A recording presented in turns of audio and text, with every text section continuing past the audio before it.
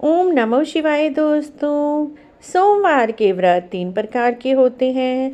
Simple सोमवार का व्रत, 16 सोमवार के व्रत और सौम्य प्रदोष व्रत।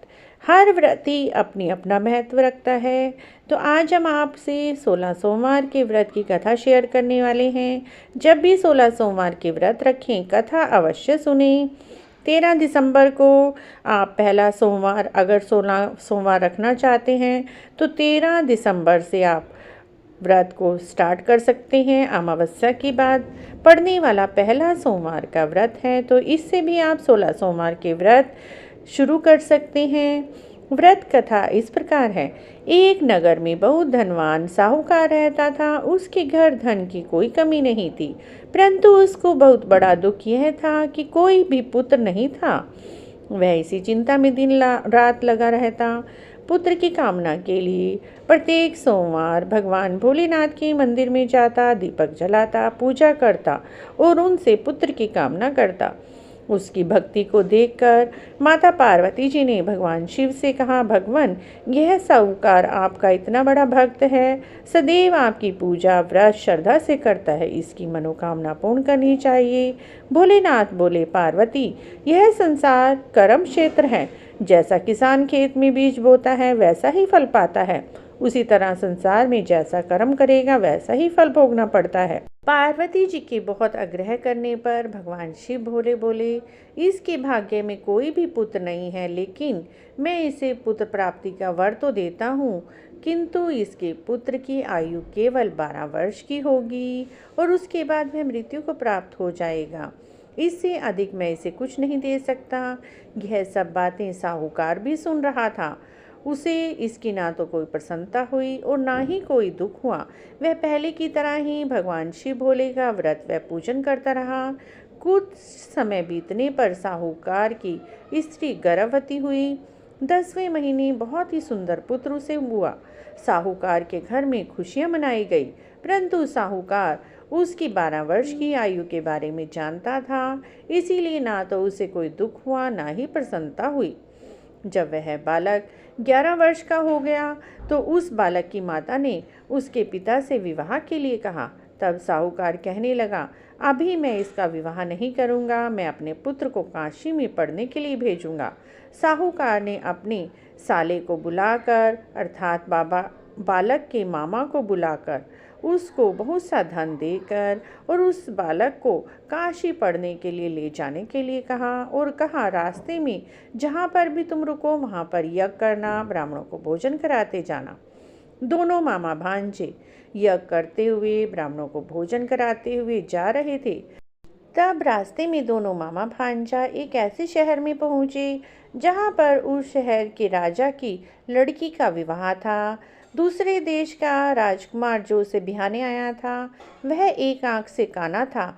उसके पिता को इस बात की बहुत ही चिंता थी, वहीं वर को देखकर कहीं कन्या वाले मना ना कर दें और विवाह में अड़चन ना पड़ जाए।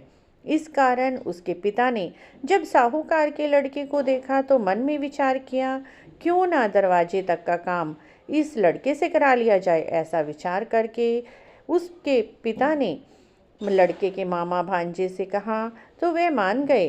तब उस साहूकार के लड़के को वर के कपड़े पहनाकर घोड़े पर चढ़ाकर सब काम कराए गए।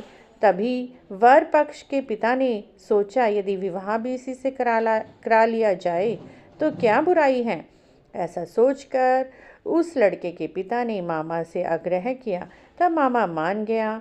तब उस साहूकार के लड़के ने ही फेरे लिए और कन्यादान के समय सारी रस्में उसी के द्वारा कराई गई।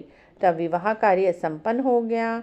तब उस लड़के ने जाते समय जिस लड़की से उसका विवाह हुआ था, उस राजकुमारी की चुन्नी के पल्ले पर लिख दिया, तेरा विवाह तो मेरे साथ हुआ है, परंतु जिस राजकुमार के साथ तुम्हें भेजेंगी वह एक आंख से काना है और मैं काशी पढ़ने जा रहा हूँ।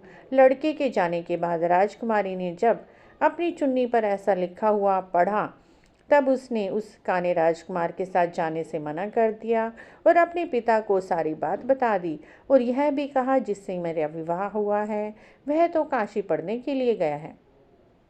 तब उस राजकुमारी के पिता ने उस कन्या को नहीं भेजा। उधर साहूकार का लड़का और मामा काशी पहुंच गए और हर रोज यज्ञ करते। लड़का पढ़ाई में लगा रहता। जब लड़के की आयु 12 वर्ष की हुई, उसी दिन उसकी तबीयत खराब हो गई। तब मामा ने उसे कहा, तुम अंदर जाकर लेट जाओ, मैं यज्ञ कराता हूँ। जैसे ही मामा ने यज्ञ शुरू किया, लड़का अंदर जाकर लेटा और उसके प्राण निकल गए। उसके मामा ने अंदर जाकर देखा, लड़का तो मरा हुआ है। वह जोर जोर से रोने पीटने लगा, चिल्लाने लगा। उसी समय वहाँ से अचानक भगवान शिव भोले और माता पार्वती जी जा रहे थे। उसकी करुण रोने की आवाज़ को सुनकर माता पार्वती जी भगवान शिव भोले से बोली, महाराज, कोई बहुत कष्ट में है, इसका कष्ट तो दूर करना पड़ेगा। तब भगवान शिव भोले बोले, पार्वती जी, यह उस लड़के का मामा है जिसकी आयु हमने 12 वर्ष की दी थी।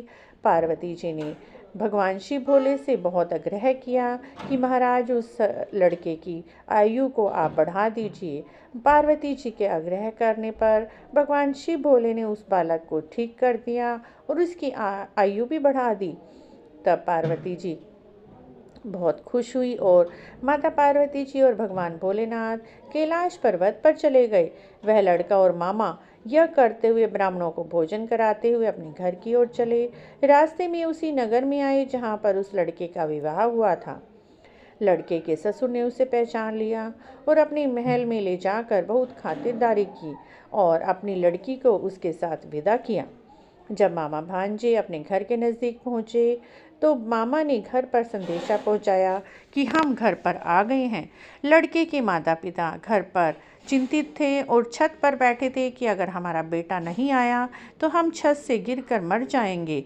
लेकिन जब उन्हें पता चला कि मामा और भांजा सकुशल आ रहे हैं और साथ में वर वधू भी आ रहे हैं, बहुत ही खुश हुए और छत से नीचे उतर कर आए और अपने बेटे की और बहू की बहुत स्वागत किया और बहुत प्रसन्न हुए और सारे नगर में ढिंढोरा पिटवाया कि सभी लोग 16 सोमवार का व्रत करें। 16 सोमवार के व्रत करने से सभी मनोकामना पूर्ण होती हैं।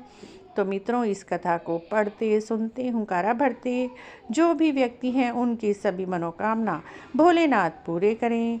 इस प्रकार मित्रों, 16 सोमवार के व्रत में इस कथा को अवश्य सुनना चाहिए। अगर आपको भी 16 सोमवार की व्रत कथा अच्छी लगी है तो ऐसी ही और कथाओं के लिए और जानकारी के लिए हमारे चैनल को जरूर सब्सक्राइब करें, लाइक एंड कमेंट भी करें। कमेंट बॉक्स में ओम नमो शिवाय अवश्य लिखें।